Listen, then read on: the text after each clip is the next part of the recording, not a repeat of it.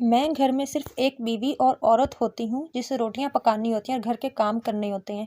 ये अल्फ़ाज़ एक ऐसी बीवी के हैं जिसने अपने शौहर के लाज़वाल इश्क किया। ये अल्फ़ाज़ बानो कुद्सिया के हैं, जिन्होंने अपनी कलम से कई यादगार नावल तहरीर किए। किरदारों को तख्लीक करते ये मुसन्निफ़ा अपने घर में एक मिस्र की बीवी थी, जो अपने शौहर से बेपनाह मोहब्बत करती थी। सिर्फ़ बानो कुद्सिया ही नहीं, बल्कि इशफ़ाक़ अहमद भी अपनी बीवी को बेहद चाहते थे। आज हम इस आर्टिकल में इन दोनों की मोहब्बत की कहानी पर बात करेंगे।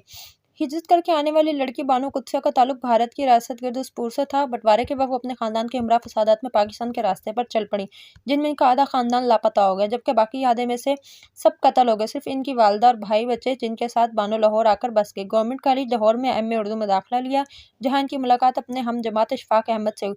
दोस्ती से शादी का सफ़र, दोस्ती से मोहब्बतों से शादी का सफ़र जल्दी तय हो गया। बानो कुद्सिया से शादी के फ़ैसले के बारे में इशफ़ाक़ अहमद ने बताया कि बानो, मुझे वो खूबियाँ दिखीं जो मुझ में ना थीं, तो वही सोचा कि क्यों ना इन खूबियों को घर ले आऊँ। मैं घर में एक आम औरत हूँ। डॉन न्यूज़ में लिखने वाले सहाफ़ी अपने आर्टिकल में लिखते हैं कि एक दफ़ा जब वो अपने शहर से बतौर ख़ास बानो कुद्सिया से मिलने लाहौर इनके घर दास्तान सराय पहुँचे, तो उनका कहना था कि मैं घर में सिर्फ़ एक खातून खाना हूँ। मुझे अपनी रोटियाँ खुद पकानी होती हैं और सारे काम भी करने होते हैं। अगर आप आने से पहले पूछ लेते तो बेहतर होता। लेकिन जब इन्हें पता चला कि सहाफ़ी एक दूसरे शहर से आए हैं, तो उन्होंने वक़्त तय करके इन्हें दोबारा मुलाकात की दावत दी। इशफ़ाक़ अहमद शौहर के साथ उस्ताद भी थे। इशफ़ाक़ अहमद खुद भी पाए के लिखारी थे और पाकिस्तान टेलीविज़न के कई मशहूर ड्रामे तहरीर कर चुके थे। उन्होंने बानो कुद्सिया की लिखने की सलाहियतों को शुरू से ही भांप लिया था और हमेशा इन्हें लिखने की तरग़ीब दी। इशफ़ाक़ अहमद कहते, कभी मुझसे 2 कदम आगे होकर लिखो, कभी 2 कदम पीछे, ताकि मुकाबला सख्त है। बानो कुद्सिया खुद भी इशफ़ाक़ अहमद को शौहर और उस्ताद दोनों का दर्जा देती थी।